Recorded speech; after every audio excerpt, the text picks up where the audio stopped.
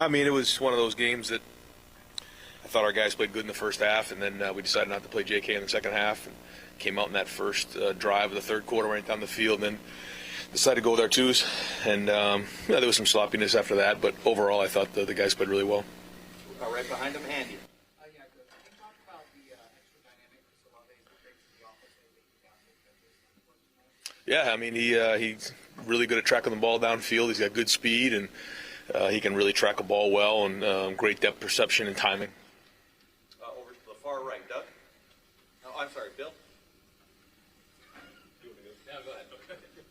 Ryan, I think there were a lot of your fans watching this game on television wondering why Justin might have been in the game to start the second half on a day where they saw a very high-profile quarterback get hurt in a game that was out of bounds. Just what's your philosophy with that? I know he hasn't played a lot of football coming into this year, but you're 10 games into the season now. Just why did you still want to see him out there? Yeah, you do the best you can to try to make some decisions, but at halftime we're up 28. We just felt like that's not enough, and all of a sudden you come out there in the second half and go 3 and out and they score, it's 21. That's not enough. So we felt like we needed to come back out. Now we did take JK out, we said we're just going to kind of throw the ball.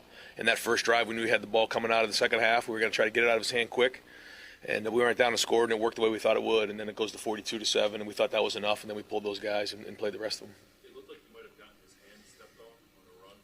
But just looking at him on the bench, did you consider taking him out then at all? No, he was fine. Right behind him, Nathan.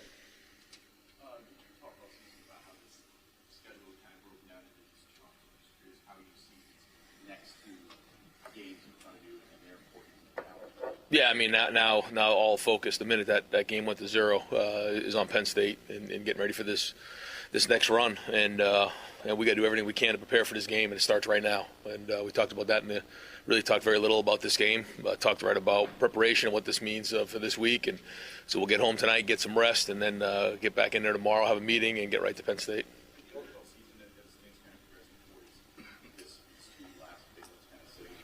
I mean, yeah, we know that these games, that was the finale of the season, was going to be to play these two games for sure. Yeah. Front row left here, Rob. You're happy with the performance, but is this like a perfect game in terms of it wasn't perfect, and you can use that going into these next 2 weeks if guys were like getting a little sloppy? It's hard to tell. But, some of these games when your starters only play one half of football, it's hard to get a real assessment of what goes on in these games. And you have maybe some backups in there, like at the end of the game, with 2 young receivers in there, they didn't run the right route, and Gunnar holds it and gets sacked for a fumble. It's just things like that happen, and that's hard to gauge your team in November when things like that are going on. So not going to put too much stock in it, just going to move right on and obviously make the corrections off of the film. But we got a lot to focus on moving forward. Over here to the left, Joey. You had commented we worked secondary there with Sean Wade and Vivian Banks on one side. What did you, without Dave Arnett, what did you think of their play in the first half? I thought they were solid. I thought they were, they played overall good. We'll watch the film, but I think they were decent. Over here to the right, Clay. We probably all covered Jalen Gill in some form or fashion. When you see a guy come and then he's redshirted and then he's finally starting to make his way, or at least he gets on the field, what does it do for kids who don't play to make a mark?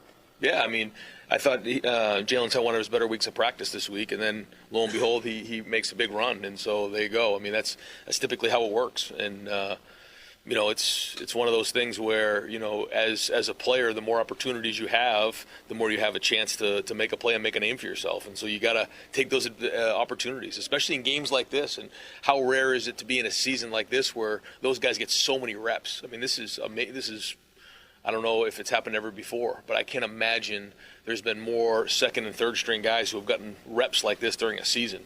And so it's unique, and I think that our guys have gotten better, and some more than others. And last couple questions, front row right there, Austin.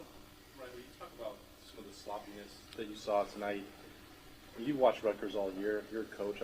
Is this a game where you just have to get through it, you don't stress too much about it, and can that translate through the rest of the week? Did you sense there was any complacency setting in just because of Rutgers? No, I don't think so. And I think Nunzio's a good coach. Those kids were playing hard at the end, and they did a good job. But again, we're going to go through, make the corrections. But this is more going to be about focusing on our next opponent. And the way that Justin threw it tonight, goes over 300 yards for the first time.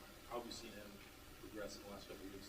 Well, again, he only really played one half of football in the first drive of the second half, and what did he have over 305 yards. And J.K. has 92 yards and decided not to play him. He really wanted to play in the second half, and we took those guys out. And, it just goes to show you how unselfish they are. It's not about their stats.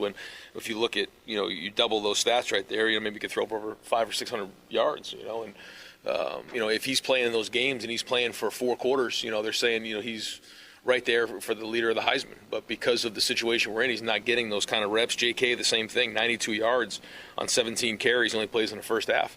If he plays for a whole half of football, he's probably over 200. And so, I don't think those guys should be penalized for that. I still think they're 2 of the better players in the entire country, but they're very unselfish and team players. Far right, Doug? You mentioned a couple times the idea of all the backups getting so many reps this season. Is that good? Is that bad? It is what it is? You can't control it. You have Right. You have to do that. So what do you think? It is what it is, I guess. The good thing is that you're creating depth. And those guys are getting opportunities to get better, which they have. They have gotten better as the season has gone on, for sure.